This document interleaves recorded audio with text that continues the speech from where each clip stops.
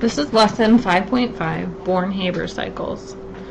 So the ionization energy, if you remember, is the energy needed to form a positive ion by removing an electron. For example, sodium gas going to sodium ions, so Na plus an electron. The ionization energy, or the enthalpy change for ionization, is negative 496 kilojoules per mole. So this is actually an exothermic reaction. The electron affinity, delta H E naught, is the enthalpy change when 1 mole of gaseous atoms attracts a mole of electrons. So here we have chlorine gas attracting a mole of electrons to form a chloride ion, and the enthalpy change for this is also negative 348 kilojoules per mole. Now, if we add those two equations for ionization and electron affinity together, we get what's called a lattice enthalpy, or the enthalpy needed to break an ionic bond between sodium and chlorine. So we add those together and we get a delta H of 146 kilojoules per mole. The sign of this enthalpy change is endothermic, so you would think that actually forming this lattice would be energetically unfavored. However, in an ionic lattice, oppositely charged gaseous ions come together to form a lattice. This is actually exothermic. So sodium ions plus chloride ions forming NaCl solid. The delta H is negative 790 kilojoules per mole. The lattice enthalpy is the enthalpy change in terms of the reverse endothermic process. So if you look here, we actually have the lattice breaking apart into ions. The lattice enthalpy is actually the ions forming the compound, which is exothermic because it's favorable. That electrostatic attraction is a good thing. So this NaCl solid breaking apart into its ions is called the lattice enthalpy. So Born-Haber cycle is used to determine lattice enthalpies. The enthalpy change is equal to the sum of the enthalpy changes for each individual step. For example, sodium plus half a chlorine molecule goes to sodium chloride.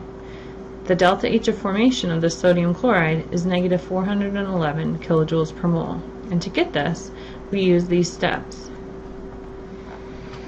So here's an example of finding a Born-Haber cycle, or forming a Born-Haber cycle. Use the following data in Table 7 and 10 to find the lattice enthalpy of magnesium oxide. And then it gives you some information. The enthalpy of atomization for magnesium solid is 148 kilojoules per mole. The second ionization energy for magnesium is 1,451 kilojoules per mole. And the enthalpy change of formation of magnesium oxide solid is negative 602 kilojoules per mole. So what you want to do for these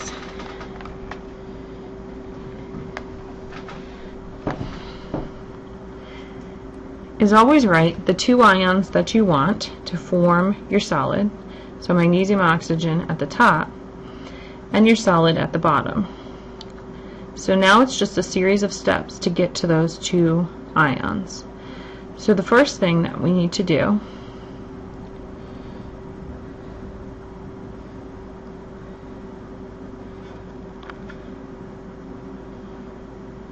is get one atom of each element. So for example, we have magnesium as one element, but oxygen is diatomic, so we only want half of an oxygen. And in order to split an oxygen, the bond enthalpy for an O-O double bond is negative 602. Now that we have one atom of each, we want to make sure that they're both in the gaseous state. So the next step that we'll draw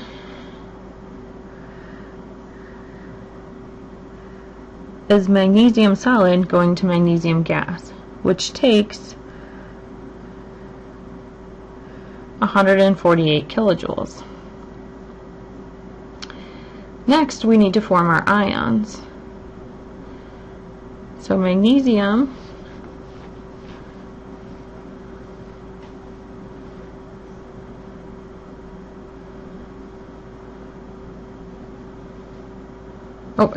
next we need to form our oxygen atom. So we want half of an O2, so we need 1/2 times 498, which is the value to break that oxygen. Now we want to form our ions. So to form a magnesium ion, by removing 2 electrons,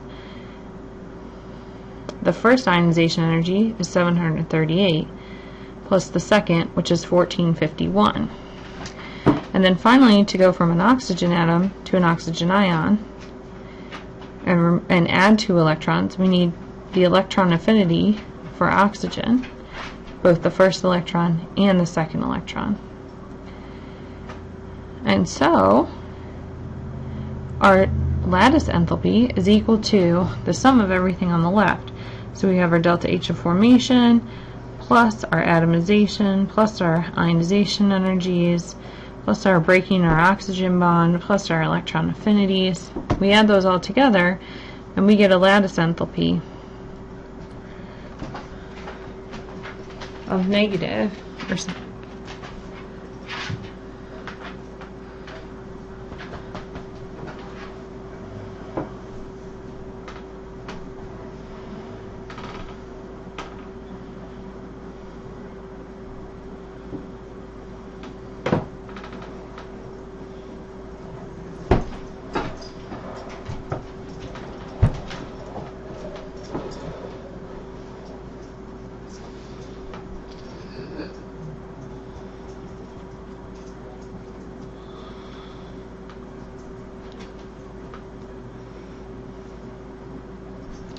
of 3,845 kilojoules per mole.